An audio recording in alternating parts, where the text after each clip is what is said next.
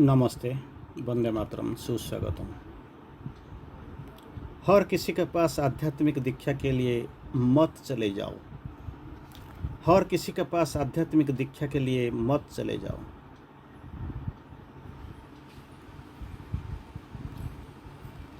मातृवाणी का माँ जी के दिव्य संदेश। एक्चुअली हम क्या करते हैं, दुकान तो दिया हुआ है, सजाया हुआ है, लोग जाते हैं, कुछ खरीद के ले आते हैं। किसी को मालूम नहीं है ब्रांड क्या है, आईएसओ क्या है, चीज़ क्या है, ये सब कुछ मालूम नहीं है। वो जाके मांग लेते हैं, कुछ दे दो, वो जो भी देते हैं वो लेके आप आ जाते हैं। पैसा दे के आते हो। खरीदने का मकसद क्या है?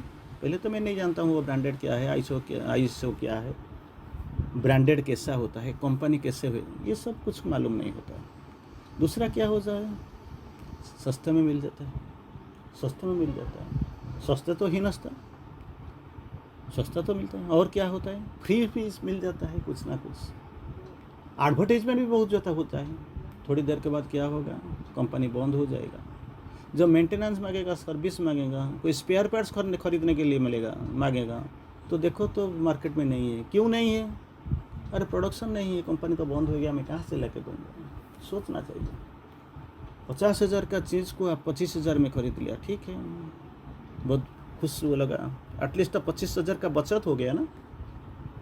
लेकिन सस्ता से ही नस्ता। 1 महीना 2 महीने इसका कुछ गारंटी नहीं है। वो लोग बोलते हैं हम 5 साल का गारंटी दे दें, वो जानते हैं कि दूसरा बात वो फिर चलेगा नहीं, बंद करना पड़ेगा। जो मार्केटिंग लोग थे ना, वो कंपनी छोड़ के चले गए। अरे भाई क्या हुआ ना, उस टाइम मैंने था देखा, आपको तो समझाया था, देखा था, खुद ढूंढने से भी नहीं मिलेगा, स्पेयर पार्ट्स मिलेगा नहीं तो कुछ गलत बोल देंगे। लेकिन हम चले जाते हैं ऐसे, जैसे सामान बाहर का सामान खरीद लेते हैं, इससे ही हम फंस जाते हैं। क्या आध्यात्मिक दीक्षा के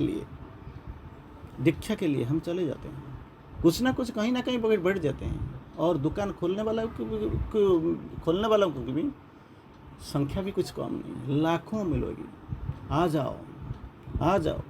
किसी का पास भगवान किसी को बोलते हैं तुम आ जाओ मेरा पास दीक्षा ग्रहण कर लो। कोई बोलते हैं कौन? Self declared God.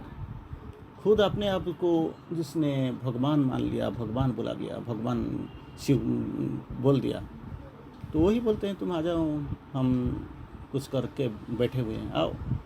लेकिन वो जानते नहीं क्या होता है, इसके बाद क्या होगा। एक बार चले गए, देखो सेल्फ डिक्लेयर्ड गॉड्स। अभी देखो क्या होता है, हाल क्या है, हाल बेहाल। जेल की चारों दरवाजे के अंदर वो पड़े हुए हैं। एक बार वो मान रहे थे, लाखों भक्तों का बीच में वो चल रहे थे। अभी देखो क्या होता है, क्या देखे हाल, आप समझ नहीं सकते हो क्या होता है। माँ जी बोलते हैं हर किसी को के पास आध्यात्मिक दीक्षा के लिए मत जाओ। जाने से पहले एक बार मुझे याद आता है, एक चीज़ मैं आपको बता देना चाहता हूँ। कोई आके बोलते हैं सर मेरा समय ख़राब है। कैसे आपको पता चला कि आपका समय ख़राब है? जस्ट इमेजिन, मैंने ऐसे ही पूछ लिया हैबिचुअली, आपको कैसे पता चला कि आपका समय ख़राब है? मैं किसी बाबा के पास में गया था, वो बोला तुम्हारा ये है, वो है, वास्तु दोष है तुम्हारा घर में, इसको तोड़ना पड़ेगा, फोड़ना पड़ेगा, ये करना पड़ेगा, वो करना पड़ेगा। और तेरा बीबी है ना, तो बीबी में बहुत बड़ा शैतान का निवास हो रहा है, वो पागल कर देगा, तुम्हें मार देगा, बहुत कुछ कर देगा। तो आपका अंदर भय आ गया, तो क्या करेंगे? अरे यार इधर ये बिजनेस करता हूँ, पैसा हूँ, चाहे नौकरी है। अगर शैतान मेरा बीबी के पास है तो कोई देखो वो दिक्कत करता है, लेकिन वो ठीक ही बोलता है। तुम जो करते हो तुम करना नहीं चाहिए। बीबी का धर्म है तुम्हारा गलतियों को सुधारना, दिखाई देना, लेकिन तुम सुधरने के लिए तैयार ही तो नहीं हो। तो बोलता है, बार बार बोलती है, पतनात् त्रायते इति पत्नी। तो स्थिरता जिसका पास है वो स्त्री है, और ये इसका धर्म है आपको आपका गलती दिखा देना। लेकिन आप सोचते हैं क्या कि वो शायद मेरा साथ तो झगड़ाबाज है और हर वक्त झगड़ा करते हैं। तो आप जाते हो किसी को सुधारने के लिए, किसी के पास जाते हो? एक शैतान के पास जाते हो। वो शैतान में क्या है? आपको बर्बाद करेगा, आपका बर्बादी। जो घर करते हैं वो ठीक नहीं है, इसको तोड़ दो, ये कर दो, वो कर दो। बीवी तेरे लिए सही नहीं है, चल ठीक है, तो क्या करो, तो आश्रम में छोड़ दो, निकाल दो। तो ये इधर को तुमको बोलेगा निकाल दो, और बीवी जब जाएगी तो बोलेगा तुम इसका कुछ ना कुछ कर दो। तो दो हाथों में लड़ू आ गया। तो मैंने बोला तुम्हारा खराब वक्त खराब नहीं था, खराब अभी शुरू हो गए ना। कैसे? तुझे उधर जाना नहीं चाहिए था। 5,000 दे के आए हो, हाँ। फिर बोला ना 2 दिन के बाद आने के लिए, हाँ, उधर 10,000 देना पड़ेगा। वो तो साला भिखारी बैठा था। तुम इसको 5,000 दे चुके हो, 10,000 घर को तोड़ना पड़ेगा, बीवी को निकालना पड़ेगा, बच्चों से जो प्यार मोहब्बत था उसको तोड़ना पड़ेगा। किसी ने किया? अरे जो किया वो तुझे बुला नहीं रहा था, तुम इसका पास गए थे, तो इसका पास मत जाओ। तो माँ जी बोलते हैं जो लोग इसी कारण यातना भोगते हैं कि उन्हें किसी तथाकथित सन्यासी का परिचित होने का दुर्भाग्य प्राप्त हुआ था, सौभाग्य नहीं, दुर्भाग्य प्राप्त हुआ था, तथाकथित सन्यासी सोकल, तो इसी के पास गए हो तो अग्नि में हाथ तो डाल दिया तो जल तो जाएगा, और जल को रोक नहीं सकते ना। फायरवाज इन इट्स होम, वो तो अपना जगह में था, तू तो अपना रास्ते में जा रहा था, क्यों गया और हाथ लगाया? जलना जाना नहीं चाहिए था। तो यही दुर्भाग्य प्राप्त है। माँ बोलते हैं उनकी संख्या प्रचुर है, प्रचुर। ऑलरेडी मैंने बताया प्रचुर। You can imagine. अरे मैं तो अपना रास्ते में काम करता हूँ, अपना ज़िंदगी में अच्छे से जी रहा हूँ, तो क्यों अननेसेसरी आए हो मुझे कुछ सिखाने के लिए, समझाने के लिए, सुनाने के लिए, मधुर वाणी बोलने के लिए, चाय खाकर मेरे बर्बादी का कहानी लिखने के लिए? कोई ज़रूरत नहीं। तू अपने रास्ते में जा, मैं अपना रास्ते में जाऊँ। लेकिन होगा ही नहीं। शैतान का सवार प्रचुर संख्या। माँ जी बोलते हैं they are maximum in number, जो तुझे डराने के लिए यही बात नहीं कह रही हूँ। माँ जी बोलते हैं शायद आपका बीच में ये भी आ जाएगा, ये भी भय आ जाएगा कि शायद मुझे भी जैसे ऑर्डिनरी साधु संत ये डरा के अपना काम करा लेते हैं, पैसा ले लेते हैं, शायद ये धारणा, ये अवधारणा मेरे लिए भी होगा। लेकिन माँ बोलती हैं ये मुझे तो डराने के लिए नहीं बोल रही हूँ, नहीं कर रहा हूँ। तो क्योंकि तुम यहाँ सुरक्षित हो, with me, with the divine life is bliss, without the divine life is painful illusion. लेकिन वो डिवाइन को जानेंगे कैसे? भगवान जिसका पास आप, जब तक आपका पास है आपका जीवन में आनंद और सुख है। जब भगवान नहीं है तो क्या होगा? मायावाद में भर जाएगा, जंत्रणा जर्जरित हो जाएगा। अब गए तो बोलते हैं क्या करो, तुम यहाँ सुरक्षित हो, जहाँ पे हो इस आश्रम में सुरक्षित हो। बल्कि इसलिए ये एक तथ्य है, इसी इज ए फैक्ट। जो गए हैं वो बर्बाद हो चुके हैं, और बर्बाद हो के ही जब आते हैं तो इसका पास कोई बचेगा ही नहीं। वो तो जा चुका होगा, लूट के बाद वो वापस चला गया होगा। क्या वापस करेगा?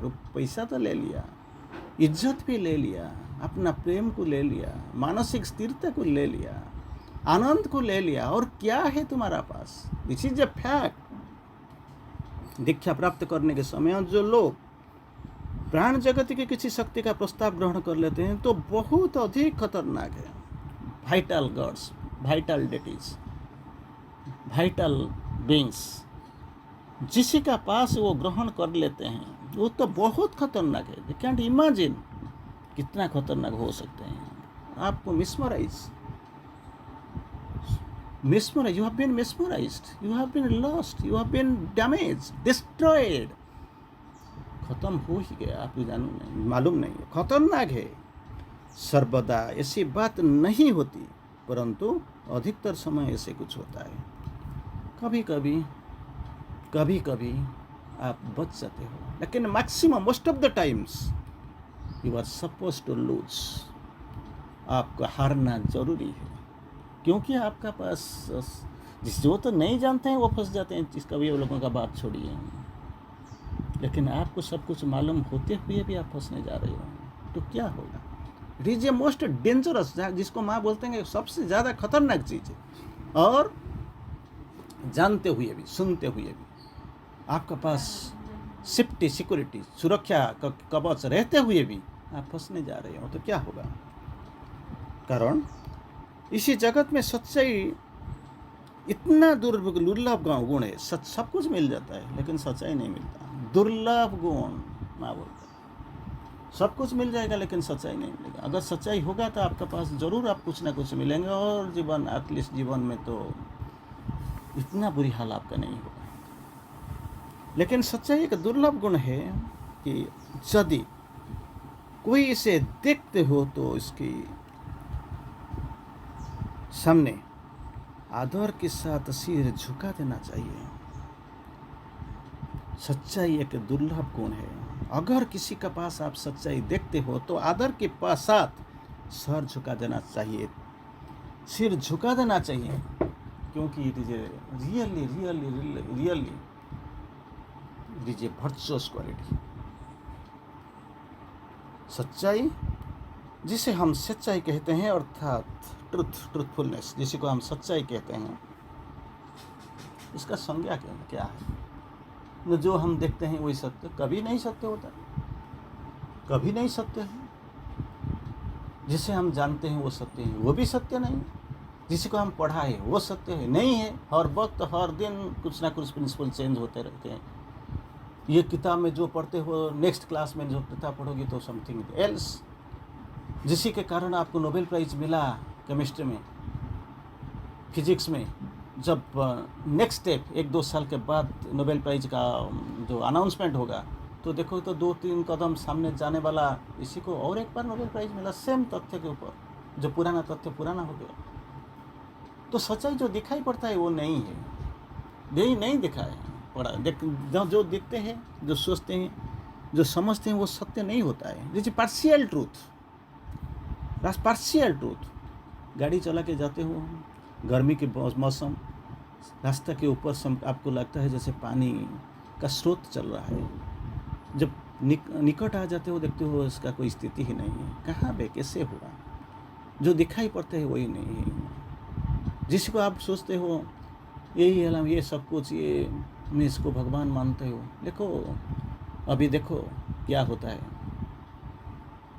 जेल की अंदर वो सड़ रहे हैं।